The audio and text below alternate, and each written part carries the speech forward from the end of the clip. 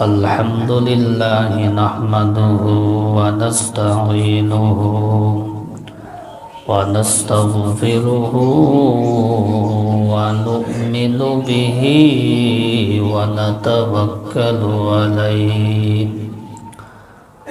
ونعوذ بالله من شرور أنفسنا ومن سيئات أعمالنا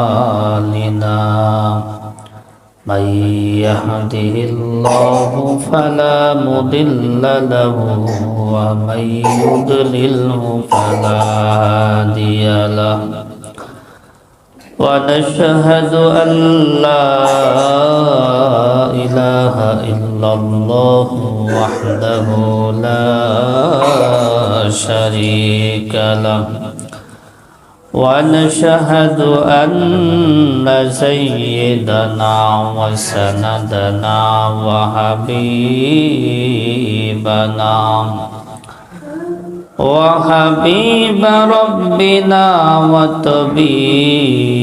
ربنا وطبيب قلوبنا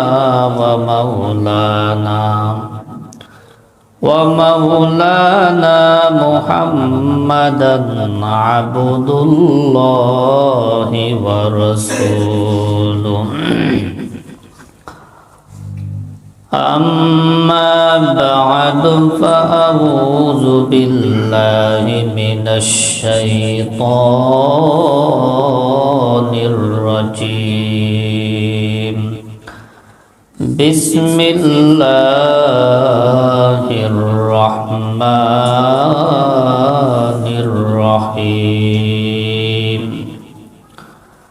والذين يكنزون الذهب والفضة ولا ينفقون في سبيل الله فبشرهم بعذاب أليم يوم يحمى عليها في نار جهنم فتكوى بها جباههم وجنوبهم وظهورهم هذا ما كنزتم لأنفسكم وقال النبي صلى الله عليه وسلم بني الإسلام على خمس شهادة أن لا إله إلا الله وأن محمدا رسول الله وإقام الصلاة وإيتاء الزكاة وحج البيت وصوم رمضان أو كما قال النبي عليه الصلاة والسلام जिन खाक पे चलते हैं शहंशाह दो आलम जिन खाक पे चलते हैं शहंशाह दो आलम ओ चश्मो का सुरमा है मदीने की गली में ओ चश्मो का सुरमा है मदीने की गली में हर सिमत से आती है सदा अहले तमन्ना हर सिमत से आती है सदा अहले तमन्ना महबूब का चर्चा है मदीने की गली में महबूब का चर्चा है मदीने की गली में ईमान का हासिल नहीं बे इश्क़ मदीना ईमान का हासिल नहीं बे इश्क़ मदीना मरने की तमन्ना है मदीने की गली में, मरने की तमन्ना है मदीने की गली में। জাকাতের শাব্দিক অনেকগুলো অর্থ রয়েছে, এর মধ্য থেকে একটা হইল জাকাতের একটা অর্থ হইল আল মাদহু। মাদহু শব্দের অর্থ হইল প্রশংসা। মাদহু শব্দের অর্থ হইল কি? প্রশংসা। কেন জাকাতকে প্রশংসা বলা হয়? বলে কোনো ব্যক্তি যখন হক আদায় করে, জাকাত আদায় করে, তাহলে সে মানুষের কাছেও প্রশংসিত হয়, আল্লাহ তাআলার কাছেও প্রশংসিত হয়। জাকাতের আরেকটা অর্থ হইল আল বারাকাতু, বরকত। কেন জাকাতকে বরকত বলা হয়? বলে কোনো মানুষ যখন হক আদায় করে জাকাত আদায় করবে, জাকাত আদায় করার পরে যে তার অবশিষ্ট মাল থাকবে, এই মালের মধ্যে আল্লাহ তাআলা বরকত দিয়ে দেবেন। জাকাতের আরেকটা অর্থ হইল আন-নুমা, বৃদ্ধি পাওয়া। কেন জাকাতকে বৃদ্ধি পাওয়া বলা হয়? বলে কোনো ব্যক্তি যদি হক আদায় করে জাকাত দেয়, জাকাত দেওয়ার পরে তার যে অবশিষ্ট মাল থাকে, ওই মালের মধ্যে আল্লাহ তাআলা বৃদ্ধি করে দেন। তাইলে জাকাত দিলে কমে না। জাকাত দিলে কি করে না? কমে না। যারাই জাকাত দেয় ঠিক মতো, খোঁজ নিয়ে দেখবেন, যদি এই বছর 20,000 টাকা জাকাত দেয়, পরবর্তী বছর আল্লাহ তাআলা 25,000 টাকা জাকাত দেওয়ার মতো তৌফিক করে দেয়। এর কমে না। জাকাত দিলে কি হয় না? কমে না। দেখেন একটা বিষয় হলো, যেটা খরচ হওয়ার, এটা খরচ হবেই।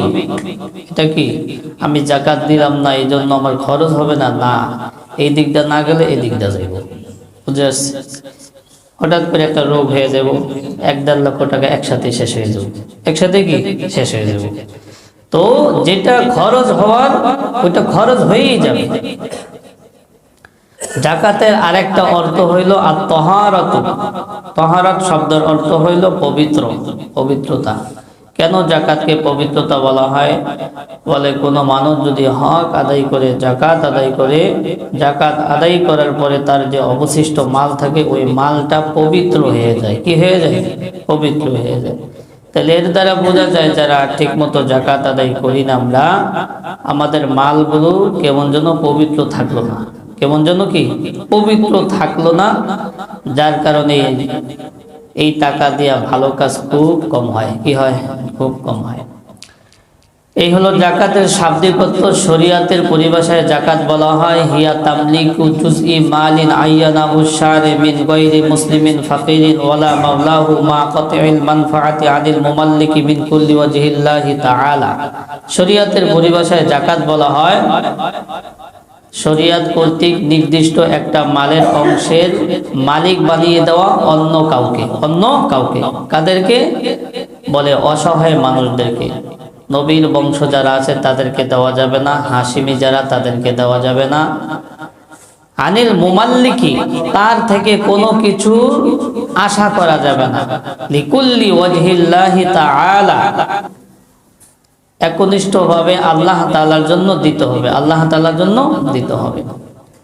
তাহলে শরীয়তের পরিভাষায় জাকাত কাকে বলা হয়? বলে শরীয়ত কর্তৃক নির্দিষ্ট একটা মালের মালিক কাউকে বানিয়ে দেওয়া। কাউকে বানিয়ে দেওয়া, অসহায় মানুষকে, দরিদ্র মানুষকে। তবে নবীর বংশ যারা তাদেরকে দেওয়া যাবে না, হাশিমি বংশ যারা তাদেরকে দেওয়া যাবে না। এবং যাদেরকে জাকাত দেওয়া হবে তাদের থেকে কোনো কিছুর আশা করা যাবে না। লিকুল্লি ওয়াজহিল্লাহি তাআলা, শুধুমাত্র আল্লাহ তাআলার জন্য দিতে হবে। আমাদের রেওয়াজটা অন্যরকম হয়ে গিয়েছে। আমরা কাদেরকে একটু হেল্প করি, সহযোগিতা করি, যারা আমাদেরকে মহব্বত করে, যারা আমাদেরকে বাহবা দেয়, যারা আমাদের পিছনে চলে, এদেরকে আমরা কি করি? খুঁজা খুঁজা দেই না। জাকাতের শরীয়তের পরিভাষায় সংজ্ঞার মধ্যে বলা হয়েছে যাদেরকে জাকাত দিব তাদের থেকে কোনো কিছুর আশা করা যাবে না। লিকুল্লি ওয়াজহিল্লাহি তাআলা, শুধুমাত্র আল্লাহ তাআলার জন্যই দিতে হবে, তার থেকে কোনো ফায়দার আশা করা যাবে না। জাকাত কেন দিব? প্রশ্ন হয়, সম্পদ আমি কষ্ট করে উপার্জন করি, মেহনত করে উপার্জন করি, কেন শরীয়তে এই বিধানটা নির্ধারণ করা হইল আমার সম্পদ আমি কেন অন্যকে দিব? বলে এই দেওয়ার মধ্যে অনেক ফায়দা রয়েছে। দুইটা ফায়দা বলি। আল আউয়ালু ইয়াতাআব্বাদুল মুযাক্কি আনিল মাইলি শাদীদি ইলাল মালি বিআদাই যাকাতি ওয়া ইয়াতাকাররাবু বিহা ইলাল্লাহি তাআলা। বলে মানুষের যে সম্পদের প্রতি একটা প্রচন্ড আগ্রহ থাকে, এই জাকাত আদায় করার দ্বারা সম্পদের প্রতি আগ্রহটা একটু কমে যায়। ওয়া ইয়াতাকাররাবু বিহা ইলাল্লাহি তাআলা, এবং সে আল্লাহ তাআলার নিকটবর্তী হয়ে যায়, আল্লাহ তাআলার নিকটবর্তী হয়ে যায়। আরেকটা ফায়দা হলো ইয়াহফাজুল মুযাক্কি মালাহু বিআদাই যাকাতি লিআন্নাল ফুকারা ইউআদ্দুনা মুহসিনান ওয়া ইয়াদউ লাহু। আরেকটা কারণ হইল জাকাত আদায়কারী জাকাত দেওয়ার মাধ্যমে তার মালকে হেফাজত রাখে। কিভাবে? বলে জাকাত দেওয়া হইলে গরিব মিসকিনদের কাছে সে মুহসিন, অনুগ্রহশীল, এবং আল্লাহ তাআলার কাছে অনুগ্রহশীল হিসেবে বিবেচিত হয়। সাথে সাথে ওই গরিব মানুষেরা তার জন্য দোয়া করে, ওই দোয়ার বদৌলতে তার মালটা সংরক্ষণ থাকে। মুহতারাম হাজিরিন, জাকাত এমন একটা বিধান, এটা কোরআন, সুন্নাহ, ইজমা, কিয়াস দ্বারা প্রমাণিত। কোরআনের মধ্যে আল্লাহ তাআলা বলেন ওয়া আকিমুস সালাতা ওয়া আতুজ যাকাত। আল্লাহ তাবারকা ওয়া তাআলা বলেন তোমরা জাকাত আদায় করো এবং নামাজ প্রতিষ্ঠা করো। বলে আল্লাহ পাক রব্বুল আলামিন যত জায়গায় নামাজের কথা বলছে সাথে জাকাতের কথা বলছে। তো আল্লাহ তাআলার আদেশ ওয়া আকিমুস সালাতা ওয়া আতুজ যাকাত, তোমরা নামাজ কায়েম করো, নামাজ প্রতিষ্ঠা করো এবং জাকাত দাও। তাহলে জাকাতের বিষয়টা আমরা কোরআন থেকে পাইলাম। হাদিসের মধ্যে সরকারে দো আলম বলেন বুনিয়াল ইসলামু আলা খামসিন শাহাদাতি আল্লাহ ইলাহা ইল্লাল্লাহ ওয়া আন্না মুহাম্মাদার রাসূলুল্লাহ ওয়া ইকামিস সালাহ ওয়া ইতাইজ যাকাত ওয়া হজ্জিল বাইতি ওয়া সাওমি রমাদান। সরকারে দো আলম বলেন ইসলাম 5টি স্তম্ভের উপর প্রতিষ্ঠিত। এই সাক্ষ্য দেওয়া যে আল্লাহ তাআলা ছাড়া কোনো উপাস্য নাই এবং মুহাম্মদ সাল্লাল্লাহু আলাইহি ওয়াসাল্লাম আল্লাহ তাআলার রাসূল। যাকাত আদায় করা, হজ করা, রমজান মাসের রোজা রাখা, এই 5টা। তাইলে এই 5টার মধ্যে একটা যাকাত আদায় করা আছে, কি আছে? এই হাদিস দ্বারা আমরা হাদিসের মধ্যে পেলাম যে যাকাত আদায় করতে হবে। এটা ইসলামের একটা ভিত্তি। ইজমাউল উম্মাহ, সর্বযুগের সকল উলামায়ে কেরাম এই ব্যাপারে একমত পোষণ করেছেন যে জাকাত এটা ফরজ। এই বিধানকে অস্বীকারী কাফের। তবে যদি কেউ না আদায় করে কবিরা গুনাহ হবে, না আদায় করলে কবিরা গুনাহ হবে। যার কারণে আমরা দেখতে পাই রাসূল সাল্লাল্লাহু আলাইহি ওয়াসাল্লামের ইন্তেকালের পরে যারা জাকাত আদায় করতে অস্বীকৃতি জ্ঞাপন করেছিল তাদের বিরুদ্ধে সাহাবায়ে কেরাম যুদ্ধের ঘোষণা দিয়েছেন।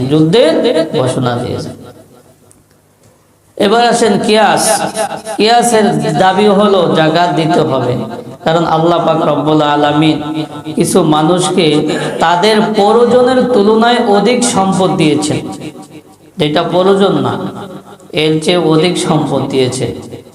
এই জন্য তাদের শুকরিয়া আদায় করা দরকার। বলে শুকরিয়া কিভাবে আদায় করব? জাকাত আদায়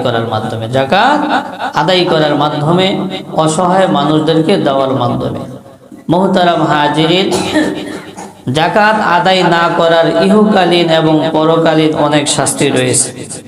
জাকাত আদায় না করার ইহকালীন শাস্তির ব্যাপারে আল্লাহ তাআলা বলেন قال الله سبحانه وتعالى ورحمتي وسعت كل شيء فسأكتبها للذين يتقون ويؤتون الزكاة والذين هم بآياتنا يؤمنون আল্লাহ পাক রব্বুল আলামিন বলেন আমার রহমত সব কিছুকে বেষ্টন করে রেখেছে। তবে এই রহমত আমি তিন শ্রেণীর ব্যক্তিদের জন্য লিখব। এক নম্বর যারা তাকওয়া অবলম্বন করবে, দুই নম্বর যারা যাকাত আদায় করবে, তিন নম্বর যারা আমার আয়াতসমূহের প্রতি বিশ্বাস স্থাপন করবে। তাইলে আল্লাহ পাকের রহমত সবকিছুকে পরিবেষ্টন করে রেখেছে। আর এই রহমত তিন শ্রেণীর মানুষদের জন্য আল্লাহ পাক রব্বুল আলামিন লিখবেন। এক নম্বর যারা তাকওয়া অবলম্বন করবে, দুই নম্বর যারা যাকাত আদায় করবে, তিন নম্বর যারা আল্লাহ তাআলার আয়াতসমূহের প্রতি বিশ্বাস স্থাপন করবে, বিশ্বাস করবে। তো মুহতারাম হাজিরিন, এই আয়াত দ্বারা বোঝা যায় যারা যাকাত আদায় করবে না তারা এই রহমতটা পাবে না। এই রহমতটা কি পাবে না। এই জন্য যাকাত আদায় করতে হবে।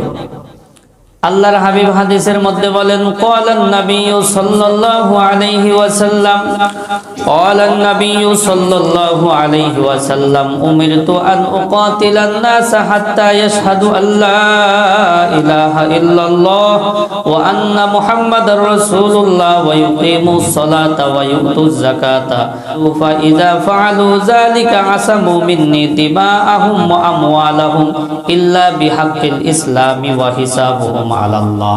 আল্লাহর হাবিব সরকারে দো আলম বলেন আমি ওই সমস্ত লোকদের বিরুদ্ধে যুদ্ধ করার জন্য আদিষ্ট হয়েছি যারা এই সাক্ষ্য দিবে না যে আল্লাহ তাআলা এক এবং মুহাম্মদ সাল্লাল্লাহু আলাইহি ওয়াসাল্লাম আল্লাহ তাআলার রাসূল। দুই নম্বর যারা যাকাত আদায় করবে না, তিন নম্বর যারা নামাজ প্রতিষ্ঠা করবে না, এদের বিরুদ্ধে আল্লাহর হাবিব বলেন আমি যুদ্ধ করার জন্য আদিষ্ট হয়েছি। ফাইজা ফাআলু যালিকা আসামু মিন্নি দিমাআহুম ওয়া আমওয়ালুহুম।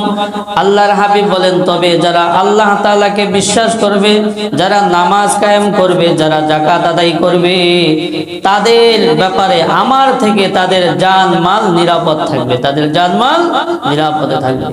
কত কঠোর কথা বলেছেন আল্লাহর হাবিব এই হাদিসের মধ্যে, যে ওই সকল লোকদের ব্যাপারে আমি যুদ্ধ করার জন্য আদিষ্ট হয়েছি যারা যাকাত দিবে না, যারা কি করবে না, যাকাত দিবে না। মুহতারাম হাজিরিন, এই জন্য আল্লাহ পাক রব্বুল আলামিন আমাদেরকে সম্পদ দিয়েছেন। এই সম্পদ আল্লাহর রাস্তায় খরচ করতে হবে। আল্লাহ পাকেই তৌফিক দিয়েছে, আল্লাহ পাকে কি তৌফিক দিয়েছে। বলে আমি তো উপার্জন করতেছি, আমি উপার্জন করতেছি। আল্লাহ পাক যদি তৌফিক না দেয়, আপনি যে হাত দিয়ে কর্ম করতেছেন, হাতটা যদি একটু অপস করে দেয় তাহলে আর সম্ভব? যেই ব্রেন খাটায়া আপনি এত টাকা উপার্জন করতেছেন, একটু যদি এলোমেলো করে দেয় তাইলে আর মানুষ বলে না, পাগল বলবে। কি বলবে? পাগল বলবে। তো ওই ব্রেন দিয়ে আর কি কিছু কাজ করা যাবে? উপার্জন তো দূরের কথা, কিছুই করা যাবে না। তো এটা প্রকৃতপক্ষে আল্লাহ তাআলাই দিয়েছেন, আল্লাহ তাআলাই দিয়েছেন। যাকাত না আদায় করাকালীন শাস্তির ব্যাপারে আল্লাহ পাক রব্বুল আলামিন বলেন ওয়াল্লাযীনা ইয়াকনিজুনাজ যাহাবা ওয়াল ফিদ্দাতা ওয়া লা ইউনফিকুনা ফী সাবিলিল্লাহ ফাবাশশিরহুম বিআযাবিন আলীম ইয়াওমা ইউহমা আলাইহা ফী নারি জাহান্নামা ফাতুকওয়া বিহা জিবাহুহুম ওয়া জুনুবুহুম ওয়া যুহুরুহুম হাযা মা কানাজতুম লিআনফুসিকুম ফাযুকু মা কুনতুম তাকনিজুন। আল্লাহ পাক রব্বুল আলামিন বলেন যারা স্বর্ণ রূপা টাকা পয়সা পুঞ্জীভূত করে রাখে, যাকাত দেয় না, আল্লাহ পাক রব্বুল আলামিন বলেন তাদেরকে যন্ত্রণাময় শাস্তির ব্যাপারে সুসংবাদ দাও। ইয়াউমা ইউহমা আলাইহা ফী নারি জাহান্নামা ফাতুকওয়া বিহা জিবাহুহুম ওয়া জুনুবুহুম ওয়া যুহুরুহুম। আল্লাহ পাক রব্বুল আলামিন বলেন কিয়ামতের দিন এই সম্পদগুলোকে আগুনে পোড়ায়া এরপর তাদের তিনটা স্থানে ছেকা দেওয়া হবে। এক নম্বর কপালে ছেকা দেওয়া হবে, দুই নম্বর পার্শ্বে ছেকা দেওয়া হবে, তিন নম্বর পিঠে ছেকা দেওয়া হবে এবং সাথে সাথে বলা হবে এটা তোমার ওই সম্পদ যা তুমি দুনিয়াতে পুঞ্জীভূত করে রেখেছিলা। মুহতারাম হাজির, তাফসীরের মধ্যে আছে আল্লাহ পাক রব্বুল আলামিন দেহের আরো কত অঙ্গ আছে, তারপরে বিশেষ করে তিনটা জায়গা ছেকার কথা কেন আল্লাহ তাআলা বললেন? বলে মানুষের কাছে যখন টাকা পয়সা চাওয়া হয়, টাকা পয়সা চাওয়া হয়, এটা মসজিদের জন্য হোক, মাদ্রাসার জন্য হোক বা কোনো অসহায় মানুষদের জন্য হোক, যখন টাকা পয়সা চাওয়া হয় সর্বপ্রথম তারা চেহারাটা ঘুরায় নেয়। কি নেয়? চেহারাটা ঘুরায় নেয়। এই জন্য সর্বপ্রথম কপালে সেক দিবে, কপালে সেক দিবে। চেহারার পরে পার্শ্ব ঘোরে, এই পার্শ্ব পাঁচজন পার্শ্ব ঘুরে নেয়। এই জন্য এরপরে পার্শ্বই পাঁজরে সেকা দিবে। শেষমেশ একেবারে পিঠ ঘুরাইয়া চলে যায়, পিঠেও সেকা দেওয়া হবে, পিঠেও সেকা দেওয়া হবে। তো আমি যেই সম্পদ আল্লাহ পাক আমাকে দিয়েছেন, এই সম্পদ আল্লাহ পাকের রাস্তায় খরচ করতে হবে, খরচ করতে হবে। আল্লাহর হাবিব হাদিসের মধ্যে বলেন, মান আতাহুল্লাহু মালান ফালাম ইউআদ্দি যাকাতাহু মুসিলা লাহু ইয়াউমাল কিয়ামাতি শুজাআন আকরা আলাহু যাবিবাতানে ইউতাওয়াকুহু ইয়াউমাল কিয়ামাতি সুম্মা ইয়াকুযুহু বিলিহজিমাতাইহি ইয়ানি শিদকাতাইহি ফায়াকুলু আনা মালুকা আনা কানজুকা। আল্লাহর হাবিব হাদিসের মধ্যে বলেন, আল্লাহ পাক রব্বুল আলামিন যাদেরকে সম্পদ দিয়েছেন, এই সম্পদ যারা ব্যয় করে না, এই সম্পদ থেকে যারা যাকাত আদায় করে না, কিয়ামতের দিন আল্লাহ পাক রব্বুল আলামিন এই সম্পদগুলোকে দুটি বিষের থলি বিশিষ্ট মাথায় টাক পরা মারাত্মক বিষের সর্পে পরিণত করা হবে। এরপর এই সাপ গলার মধ্যে পেঁচায়া তাদের চোয়ালের মধ্যে ধ্বংসন করতে থাকবে, আর সাথে সাথে বলতে থাকবে, আনা মালুকা আনা কানজুকা, আমি তোমার মাল, আমি তোমার পুঞ্জীবিত ওই সম্পদ। তো কি কথা বললো হাদিসের মধ্যে? বলে যাদেরকে আল্লাহ পাক সম্পদ দিয়েছে, এই সম্পদ আল্লাহ রাস্তায় খরচ করবে না, যাকাত আদায় করবে না, এই সম্পদগুলোকে দুটি বিষের থলি বিশিষ্ট মাথায় টাক পড়া মারাত্মক বিষধর সাপে পরিণত করা হবে। এরপর এই সাপ গলার মধ্যে পেঁচাই দেওয়া হবে, আর এই সাপ বলতে থাকবে, দংশন করতে থাকবে, আর বলতে থাকবে, আনা মালুকা আনা কানজুকা, আমি তোমার মাল, আমি তোমার সম্পদ। মুহতারাম হাজিরিন, আল্লাহ পাক রব্বুল আলামিন আমাকে তৌফিক দিয়েছেন, আমরা বাংলাদেশের যারা আছি তারা ঠিক মতো যাকাত দেই না। যাকাত দেওয়ার ক্ষেত্রে খুবই আমরা কি আছি, পিছিয়ে আছি। যে যাকাত দেই বা না দেই, আমার যেটা খরচ হওয়ার ওইটা কিন্তু খরচ হয়েই যাবে, এদিক দিয়ে না হোক এদিক দিয়ে হবে, বুঝলেন নাই? খরচ হয়েই যাবে, যেটা আল্লাহ পাক খরচের জন্য নির্ধারণ করে রেখেছেন ওইটা খরচ হয়েই যাবে। কিভাবে? ধরেন হঠাৎ করে অসুস্থ হয়ে গেল, একসাথে 1-2 লাখ শেষ, একসাথে কি 1-2 লাখ শেষ। তাইলে যাকাত আদায় করার মাধ্যমে অনেক বিপদ আপদ থেকে বেঁচে থাকা যায়। হাদিসের মধ্যে আছে, ইন্না সাদকাতা লা তুতফিউ গাযাবার রাব্বি ওয়া তাদফাউ মিতাতাস সুই। দান সদকার মাধ্যমে সবচেয়ে বড় 2টা ফায়দা আছে। একটা ফায়দা হলো আল্লাহ পাক রব্বুল আলামিন বালা মুসিবত থেকে হেফাজতে রাখেন, বালা মুসিবত থেকে হেফাজতে রাখেন। আরেকটা ফায়দা হলো খারাপ মৃত্যু দূর করে ইমানে মৃত্যু নসিব করা, ইমানে মৃত্যু নসিব করা। একটা মানুষের এর চেয়ে আর কিছু চাওয়া থাকতে পারে না। বিপদ আপদ থেকে হেফাজতে থাকলো, সাথে সাথে তার খারাপ মৃত্যু দূর হয়ে যদি ভালো মৃত্যু নসিব হয়, আল্লাহ পাকের গোসা তার থেকে উঠে যায়, আল্লাহ পাকের গোসা উঠে যায়। আল্লাহ পাকের গোসা, রাগ যেই ব্যক্তির থেকে উঠে যাবে, তার তো অবশ্যই ভালো মৃত্যু নসিব হবে, ঠিক না? ভালো মৃত্যু নসিব হবে। এই জন্য আমাদেরকে হিসাব করে যাকাত আদায় করতে হবে।